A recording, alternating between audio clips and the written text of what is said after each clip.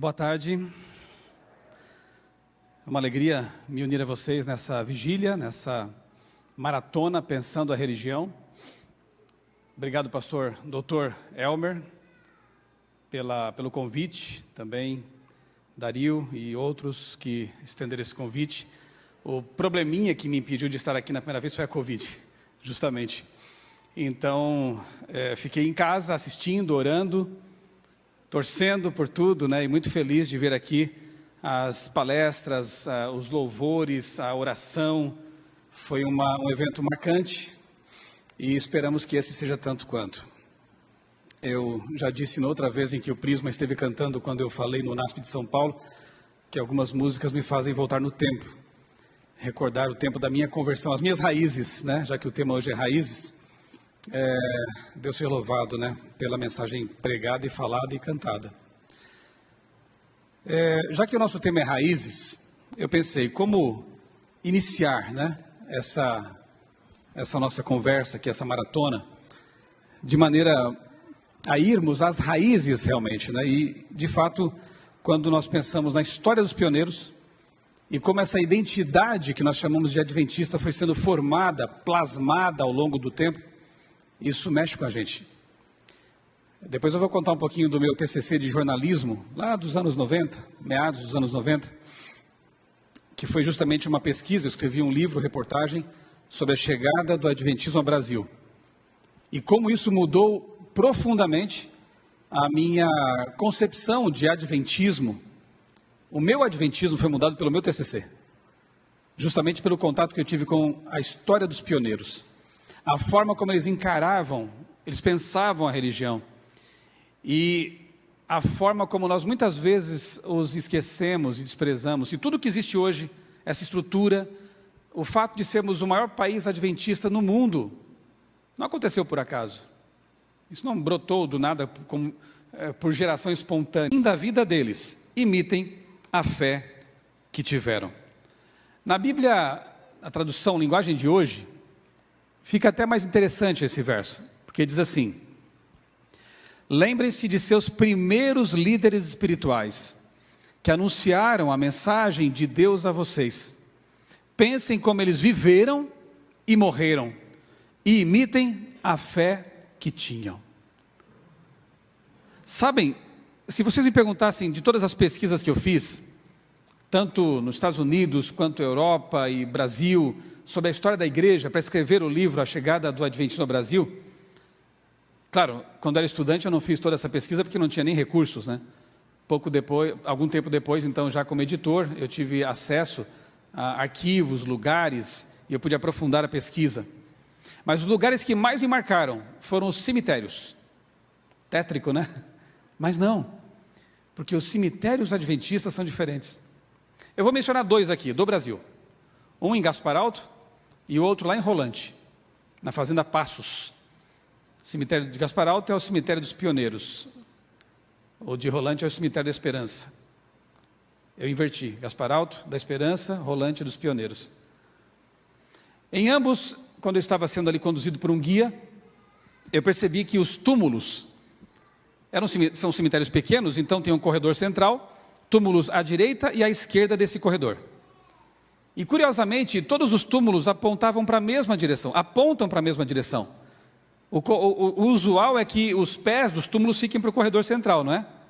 Mas ali era diferente, tanto de Rolante quanto esse de Gaspar Alto, em Santa Catarina. E eu perguntei, me lembro que quando eu estava lá em Rolante com o guia ali, né, um irmão que estava me conduzindo nessas visitas, eu perguntei por que aqui esse cemitério tem essa configuração. E ele então me perguntou: você sabe que direção é aquela? Eu estava meio perdido ali, não era a minha região, né, não tinha uma bússola para me orientar. Eu falei: não sei, oriente. Na hora, a ficha caiu. Surge logo no oriente uma pequena nuvem, tamanho da mão de um homem, vai crescendo, se tornando brilhante, até se perceber que é uma nuvem de anjos que rodeia o Salvador. Os pioneiros, tanto em Gaspar Alto quanto em Rolante, pediram para ser sepultados na direção de onde Cristo virá. E eu louvei a Deus naquele momento, porque eu percebi que, mesmo na morte, eles ainda pregam. a fé. E aqui o texto de Paulo diz: imitem a fé que eles tinham e a maneira como morreram. Nós não podemos esquecer a memória dos pioneiros. Não podemos esquecer nossas raízes, porque assim nós acabamos não sabendo mais para onde estamos indo. Perdemos o rumo, né? Alguns textos de Ellen White que reforçam isso que eu estou dizendo. Testemunhos para a Igreja, volume 6. A história passada desta causa deve ser repetida muitas vezes ao povo, tanto aos velhos quanto aos moços. Necessitamos rememorar frequentemente a bondade do Senhor e louvá-lo pelas suas maravilhas. Outro texto, Testemunhos Seletos, volume 3. Ao recapitular, essa foto é uma das últimas que a senhora White, que foi tirada dela, né? Já estava bem idosa, 80 e poucos anos. Ao recapitular a nossa história passada, havendo revisado cada passo de progresso até o nosso nível atual, posso dizer: louvado seja Deus. Ao ver o que Deus tem realizado, encho-me de admiração e de confiança na liderança de Cristo. Nada temos a temer quanto ao futuro, a menos que esqueçamos a maneira em que o Senhor nos tem guiado, o seu ensino em nossa história passada. Não temeremos o futuro, a menos que esqueçamos de nossas raízes, de como Deus tem nos conduzido como igreja, como povo, como movimento. Já que é estímulo, tanto de Paulo quanto de Ellen White, que nós rememoremos, pensemos nos pioneiros, na história deles, eu quero fazer isso com vocês então, neste momento. Começando pelo Guilherme Miller, ou William Miller. Só para recordar alguns traços biográficos, né? Você se lembra que ele era filho de pais religiosos, mas em algum momento da vida se tornou um deísta. Um deísta é aquele que até não chega a ser um ateu, mas acha que Deus criou o mundo como alguém que dá corda no relógio e abandona o relógio. Deus não se envolvia com as coisas do ser humano, Deus tinha se afastado. Miller se torna quase um cético, né? Mas era um homem culto, um grande leitor. Desde a infância lia muito. Vai para a guerra, e nessa experiência aí de combater os soldados da Inglaterra, vendo tantas pessoas morrer, ele volta transformado. E ele toma uma decisão de estudar a Bíblia verso por verso, e não avançar na leitura até que entendesse tudo, harmonizasse tudo. E ele usa para isso apenas uma concordância bíblica, só a Bíblia e uma concordância. E assim ele começa essa aventura de estudo, que mudou os rumos da história religiosa dos Estados Unidos e a nossa história. Ele se deparou com Daniel 8,14, e ali não conseguia avançar, queria entender aquilo, e ao estudar esse texto, nós sabemos da história, ele se convenceu de que aquele texto ele estava prevendo a volta de Jesus. Isso 25 anos da volta de Jesus. Pensem, doce como mel na boca essa mensagem, né? Mas que depois foi amargosa, foi terrível.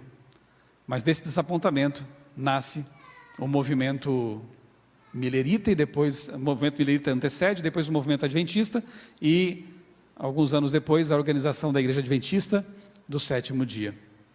Em 1831, ele sentiu que devia partilhar aquilo que ele estava estudando, porque faltava pouco para a volta de Jesus, supunha, e ele precisava ajudar as pessoas a se prepararem para isso, não podia guardar para si, mas ele tinha medo de pregar, era uma mensagem muito forte, e ele tentou colocar Deus na parede, e disse assim: Senhor, eu só vou pregar se alguém vier à minha porta pedir para eu pregar isso. Não brinque com Deus. Numa manhã, aí está a casa dele, né? Hoje é museu, lá em Hampton, no estado de Nova York. A casa dele é exatamente como era naquele tempo, né? Ali, mais para o lado direito, atrás de um bosque, fica aquela rocha vulcânica, que ficou conhecida como Rocha da Ascensão, onde a família dele e alguns poucos crentes estavam lá guardando a volta de Jesus para 1844, 22 de outubro, né?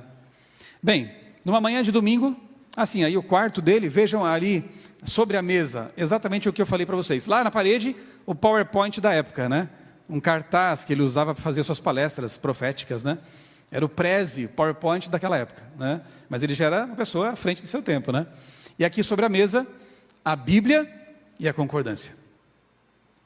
Imagine os anjos de Deus naquele quarto, ao lado de Miller, quando ele estudava a palavra de Deus. Praticamente um reformador, né? Como os que o precederam, Lutero, Calvino, Zwinglio, William Miller. Então, numa manhã de domingo, ele estava em casa tranquilo, porque ele pensou, Deus não vai atender meu desafio, né? Vou ficar aqui em paz. Tinha 54 anos, se eu não me engano, 50 anos. Batem a porta, de manhã cedo, domingo. Ele abre a porta, o sobrinho, que diz assim, tio Miller, papai me pediu para trazer um recado. O senhor pode pregar hoje à noite na igreja sobre essas coisas de Daniel que o senhor tem estudado aí? E agora? Ele sai pela porta, vai para o bosque, se ajoelha, chora, esperneia, que a gente diria assim, né? E diz, Senhor, mas ele era um militar, um homem de palavra. E ele pensou, eu honrei os homens, honrei patentes humanas, não vou honrar o meu Deus? E aí, como eu disse, a história passa a conhecer William Miller. Outros começam a pregar essa mensagem. Estados Unidos tinha na época uma população de 17 milhões de habitantes apenas. 1 milhão de pessoas chegaram a ser alcançadas pela mensagem do Advento. Pensem, foi realmente um despertamento muito poderoso. Miller. Rachel Oakes, uma figura importante também na história da nossa igreja, nem sempre tão lembrada. Rachel Oakes era uma batista do sétimo dia. E ela passou a frequentar, porque se mudou para uma localidade ali em Washington, não a capital, mas Washington, no estado de Nova York. Lá tem várias cidades assim, com o mesmo nome, né? Em estados diferentes. E nessa igrejinha aí, o pastor era o Frederick Wheeler. Eram milleritas, haviam crido na mensagem do Advento. E um dia a senhora Oakes estava ali participando de uma santa ceia. O pastor Wheeler falou sobre os 10 mandamentos. Mas quando chegou ao que corresponde ao 4º mandamento na Bíblia, ele disse que temos que guardar o domingo. E a irmã Rachel ficou contrariada com isso, claro, né? Era uma batista do sétimo dia. Após o culto, ela procurou o pastor, educadamente, e disse, pastor, eu quero lhe dizer uma coisa. Lindo sermão, tudo muito bonito, mas aquilo que o senhor disse sobre domingo não é verdade. Ah, é, irmã, por quê? Ele foi humilde, ele a ouviu, estudou a Bíblia e se convenceu. Aliás, toda aquela igreja ali em Washington, Nova York, tornou-se sabatista. Foram os primeiros milleritas sabatistas, né, ou adventistas sabatistas. 300 quilômetros dali, uma outra figura importante, um dos fundadores do adventismo, né, capitão Joseph Bates, um homem justo, correto, já era um defensor da questão da temperança. Aqueles que iam para o seu navio, né, com ele, não podiam beber bebida alcoólica. Era um homem correto, muito bem informado, culto, conhecia astronomia e outras áreas do conhecimento. Ele ficou sabendo que lá, 300 quilômetros distante, uma igreja inteira estava aguardando o sábado. Sabe o que ele fez? Viajou para lá. Pegou um avião, eu não sei nem como ele foi, se foi de carroça, alguma coisa assim. Então, 300 quilômetros desse jeito. Mas ele foi. Eu quero que você perceba, nessa nossa fala introdutória, o amor pela verdade que movia essas pessoas. O compromisso com Deus. Eu quero saber qual é a vontade de Deus e quero fazer a vontade de Deus. Era isso que movia esses homens e mulheres ali, nas nossas raízes adventistas. Então o capitão Bates vai para Washington, se encontra com o pastor Frederick Wheeler, passam ali dias estudando a palavra de Deus, e o capitão Bates volta convencido. Lá na divisa ali entre Fairhaven e New Bedford, lá em Massachusetts, havia uma ponte, hoje não há mais ali essa ponte, mas havia uma ponte que dava passagem de um lado para o outro. E ali estava então o capitão Bates, atravessando a ponte, indo para casa. E aí um daqueles que o conheciam perguntou, capitão Bates, quais são as notícias? Porque ele era um homem bem informado. Era quase que um jornal ambulante. Capitão Bates, quais são as novas? E ele responde: as novas são que o sábado, o do sétimo dia, é o mandamento de Deus, é o dia de descanso. Primeiro converso dele, porque aquele homem se converteu. E ele vai para casa e começa a escrever sobre isso, e ele tem um sonho. E nesse sonho Deus diz: vá para Battle Creek pregar essa mensagem. 1.500 quilômetros dali, para dentro dos Estados Unidos, porque Deus tinha um plano em relação àquela localidade. Tempos depois, um casal, cujo sobrenome era White, se muda para lá. Ele vai para Battle Creek, 1.500 quilômetros. E quando chega lá, e agora, o que eu faço? Vou pregar para quem? Como? Ele teve uma ideia, ele foi até o correio e perguntou para o pessoal ali: escuta, quem é o homem mais honesto dessa cidade? Aí o pessoal não pestanejou, disse: não, o mais honesto é o senhor David Hewitt. David Hewitt, tem lá uma casa, é uma réplica, né, da casa que pertenceu a ele, na vila histórica ali em Battle Creek. Ele vai até a casa do David Hewitt, bate a porta, a família estava fazendo de jejum, era cedo, e pois não, olha, eu vim aqui porque eu tenho uma mensagem de Deus para vocês. Deus me mandou aqui. Pois não, pode entrar. Olha, que incrível. E ele fez o culto com eles, ficou ali algum tempo, e aquela família se converteu tanto ao adventismo quanto ao sábado. E a obra começou a crescer em Battle Creek. Pessoas foram se convertendo. Vocês percebem a sinceridade, o amor pela verdade, a seriedade com que eles encaravam a palavra de Deus? Lindo, na verdade. E chegamos então a outra cofundadora do adventismo. Nós temos então Joseph Bates, temos Tiago White e Ellen White, o trio assim mais importante de pioneiros. Jovenzinha, 17 anos, teve sua primeira visão, uma visão que confortou os adventistas, né, os mileritas, e passou a ter várias visões e depois sonhos, um ministério profícuo de 70 anos, um instrumento poderoso nas mãos de Deus, que a igreja abraçou, respeitou, tem respeitado e espero que respeite até o fim, porque nós tivemos um profeta entre nós, uma profetisa de Deus verdadeira, cujas credenciais são bíblicas, e quem lê sabe do que eu estou falando. É uma bênção. Foi naquele tempo e continua sendo. A igreja poderia ter se esfacelado, porque havia muitas ideias, pessoas que vinham de muitos movimentos, e ela foi um elemento agregador, que Deus usou para ajudar a conduzir os rumos desse movimento e criar uma unidade maravilhosa. Bem, eu quero ler só um texto dela que para mim é emocionante. Mensagens Escolhidas, volume 1, página 206, ela registrou: muitos de nosso povo não reconhecem quão firmemente foram lançados os alicerces de nossa fé. Pastor Eleazar e eu pregamos hoje lá na Igreja Central de Hortolândia sobre os alicerces, ou o alicerce, a rocha, que é Cristo e sua palavra. Então ela diz: poucos reconhecem, porque não conhecem a história, esqueceram suas raízes.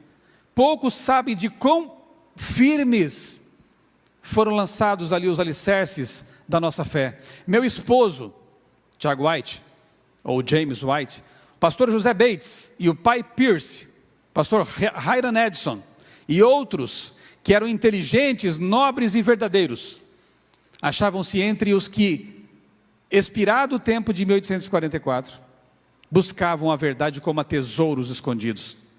Reunia-me com eles e estudávamos e orávamos fervorosamente.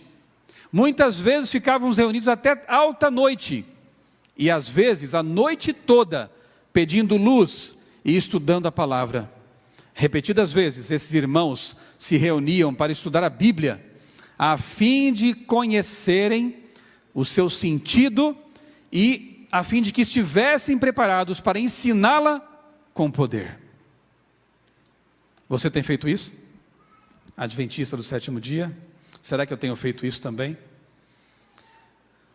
Ficar até altas horas da noite estudando a palavra, às vezes até virar a noite para conhecer a vontade de Deus, ou temos nos distraído com outras coisas que nos fazem virar a noite, ou temos nos perdido pelo caminho com coisas que não edificam. Eu fico um pouco envergonhado quando leio um texto como esse, confesso a vocês. Mas fico também orgulhoso de saber que nossos pioneiros tinham essa paixão pela palavra de Deus. Para que eles faziam isso? Para conhecer o sentido da palavra e estar preparados para ensinar a palavra com poder. Eu quero que vocês percebam, porque o fio condutor da minha fala agora é esse mesmo. O amor, a seriedade com que os pioneiros lançaram os fundamentos do nosso movimento. Por isso que é muito estranho, como disse o Dr. Elmer na sua fala brilhante aqui, introdutória, né? Ver movimentos relativizando a palavra, tentando fragilizar os alicerces da palavra. Isso não é o espírito que moveu o adventismo desde seus primórdios. Muito pelo contrário. O adventismo nasce do desejo de conhecer a palavra como ela é e ensinar essa verdade às pessoas. Não de ser assimilado pela cultura, mas de transformar a cultura que nos rodeia.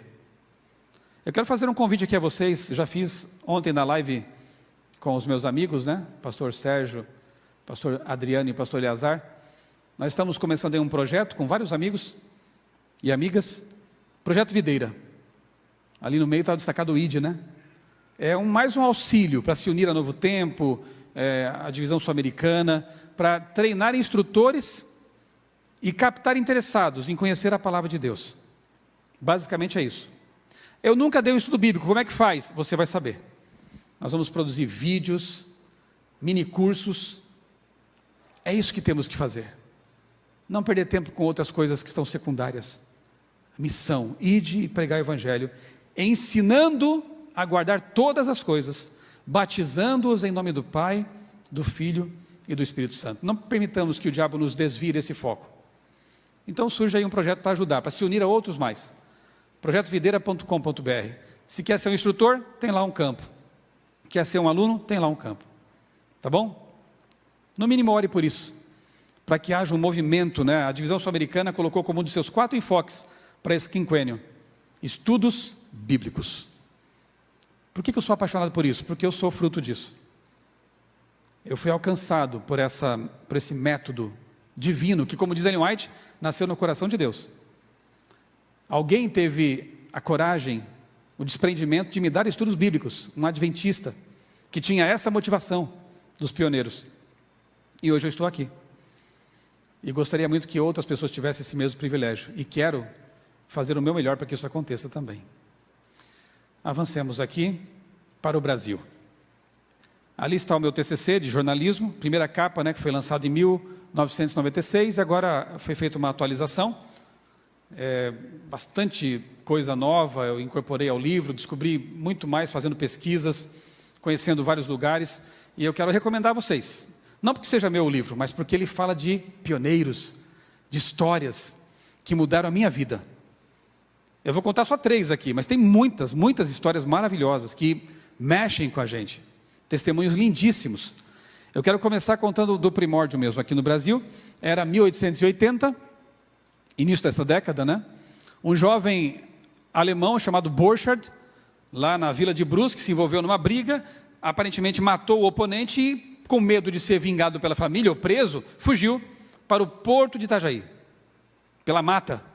Porque se fosse pelo rio Itajaí, podia ser encontrado, era a rota de acesso do porto à vila, que hoje é a cidade, Brusque, lá no meu estado.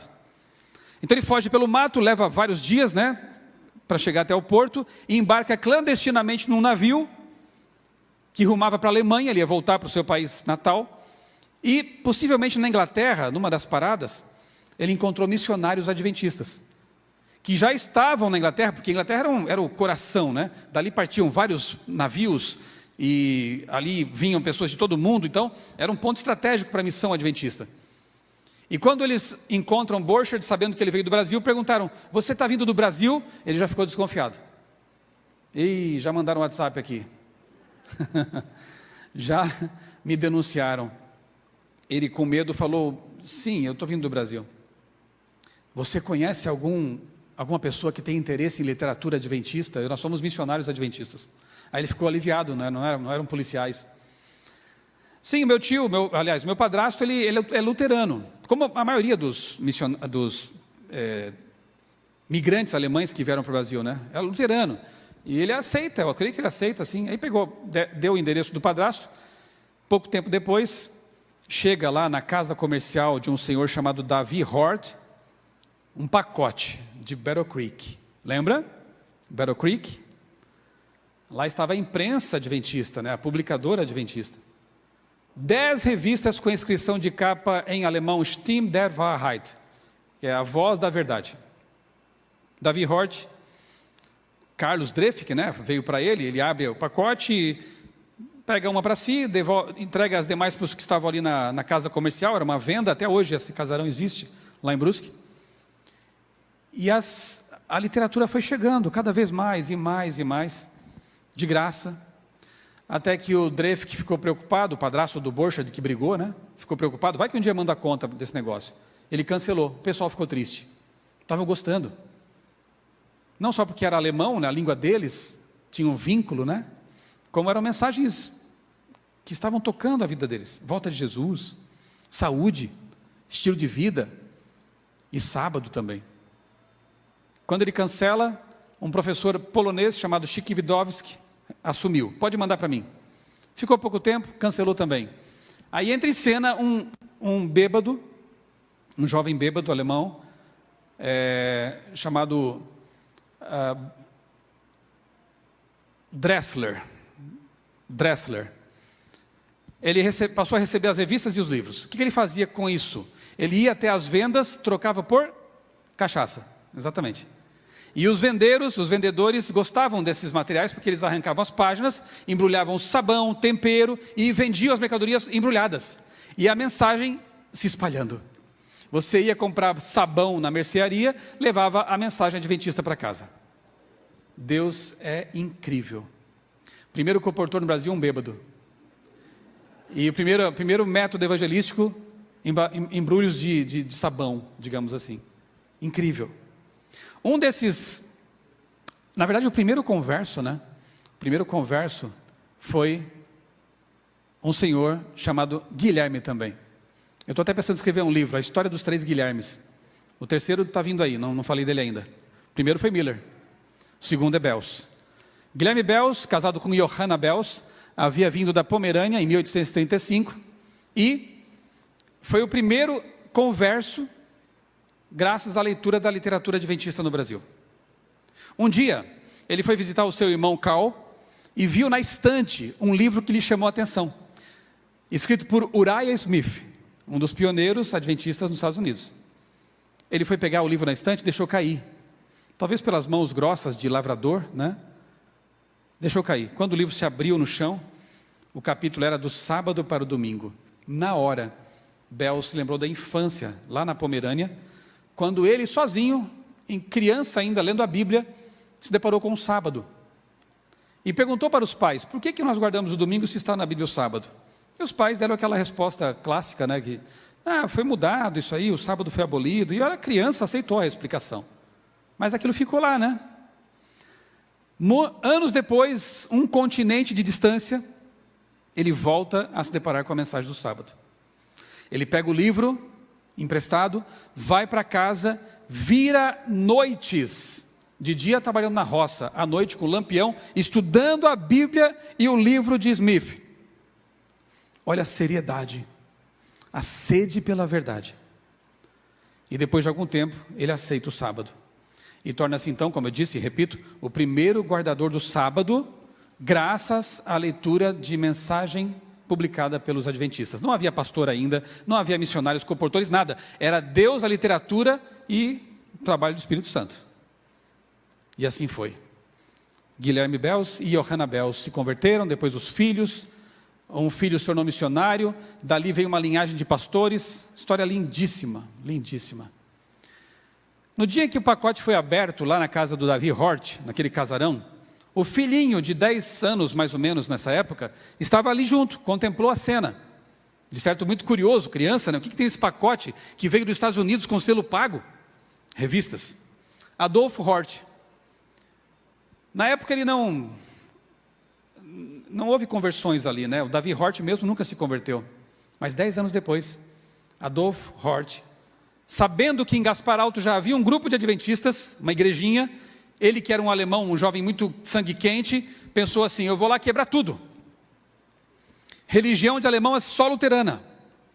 Ele chamou um amigo, subiram no cavalo e foram de Brusque para Gaspar Alto, subiram a serra. Quando chegam lá, estava havendo um culto. Ele se aproxima da igreja com paus e ele começa a escutar alguém pregando, não sabemos quem foi. Mas o que pregou mexeu com ele. Da janela, ele falou para o companheiro: vamos embora. Como assim? Vamos embora, isso aí mexeu comigo. Eles descem a serra, Adolfo começa a estudar a Bíblia com a sua esposa em casa e se convence de que os adventistas estavam certos. Por causa disso, começavam a jogar pedras na casa dele ao pôr do sol, ovos podres, era assim. Adventistas, quando passavam pelas ruas da vila de Brusque, eram chamados de Verflucht Sabbatisten, que quer dizer sabatistas amaldiçoados. Pensa que foi fácil? Pensa que será fácil? Logo mais? Estamos prontos para isso? Eles enfrentaram. A história de Adolfo é linda, porque ele queria destruir a igreja e tornou-se um construtor de igrejas. Eu dediquei um capítulo do meu livro para a história dele, porque eu acho assim essa ironia muito interessante.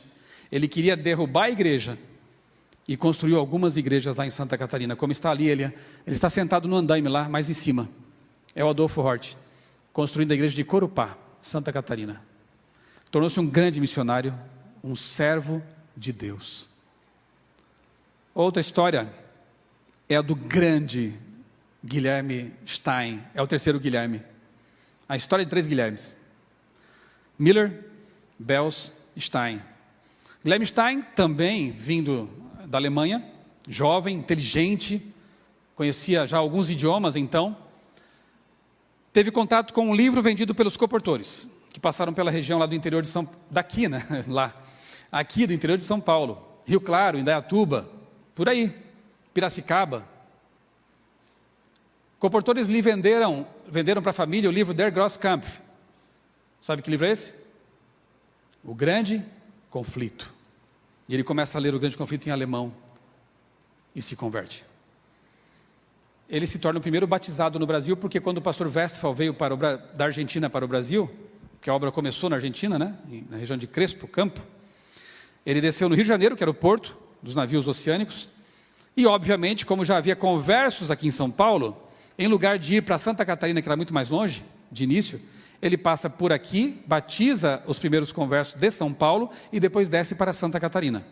E o primeiríssimo adventista batizado no Brasil foi Guilherme Stein. Stein fez a primeira tradução do livro Caminho a Cristo, porque ele achou que aqui que havia do inglês para o português era muito ruim. E eu vou traduzir então, vou retraduzir. Traduziu. Falava inglês, alemão, conhecia 40 idiomas. É o nosso John Andrews, eu gosto de comparar assim, muito culto. Ele já tinha contato com associações de astronomia, por exemplo, naquela época. O livro O Sábado, que é dele, começa, no primeiro capítulo, fala de supernovas. Imagina, naquele tempo. 1923 ele publicou esse livro. Foi o primeiro editor, é o nosso patrono da CPB. Primeiro editor da igreja no Brasil. Primeiro diretor de escola. Primeiro professor adventista no Brasil. Eu costumo chamá-lo de o pioneiro multifuncional. Dediquei um capítulo para ele também.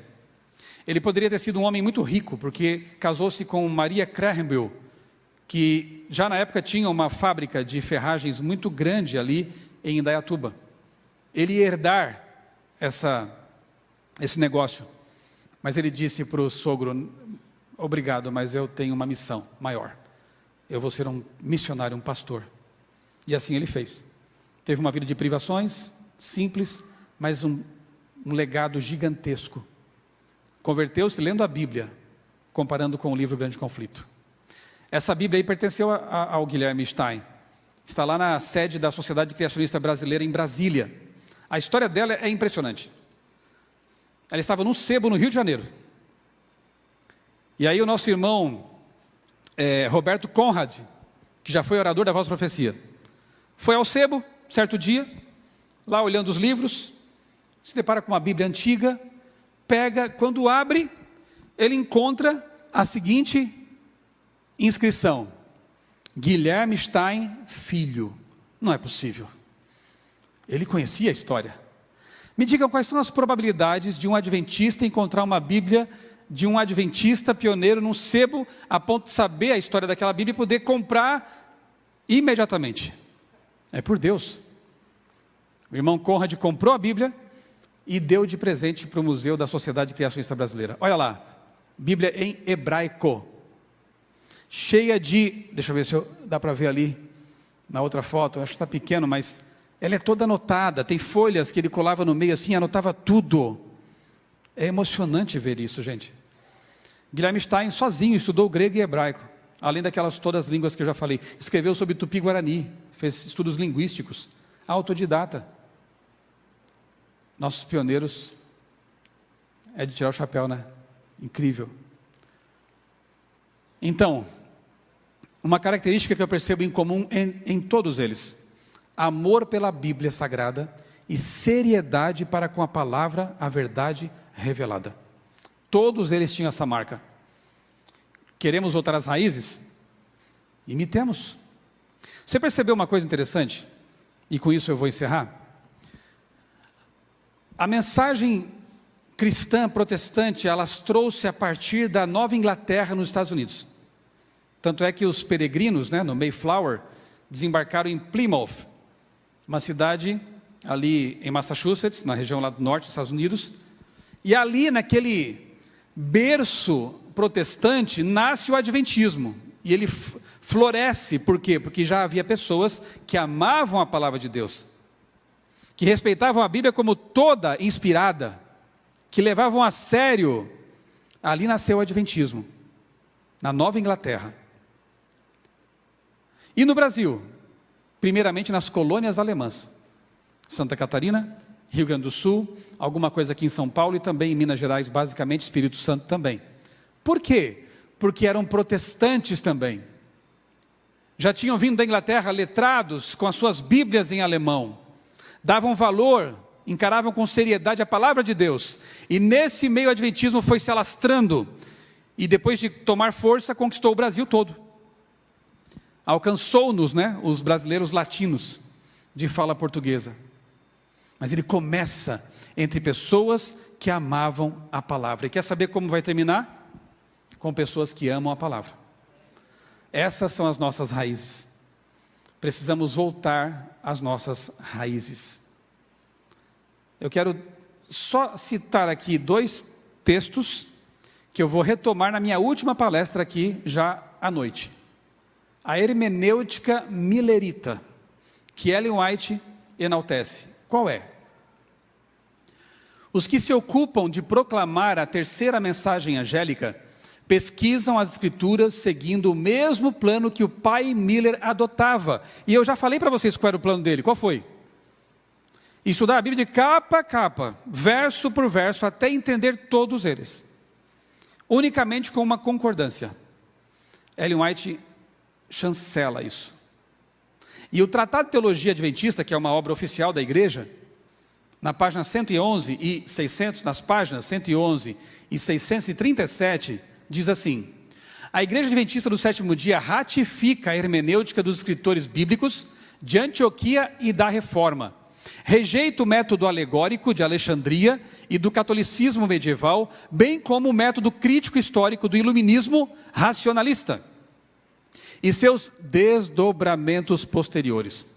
A ênfase dos teólogos protestantes liberais sobre o evangelho social exerceu profunda influência na concepção deles de igreja. Satanás é muito esperto e ele está tentando fazer de tudo, está fazendo de tudo para solapar esse fundamento sólido, essa hermenêutica millerita que é o sola escritura, que é encarar a palavra de Deus como ela é de fato, toda a escritura inspirada por Deus.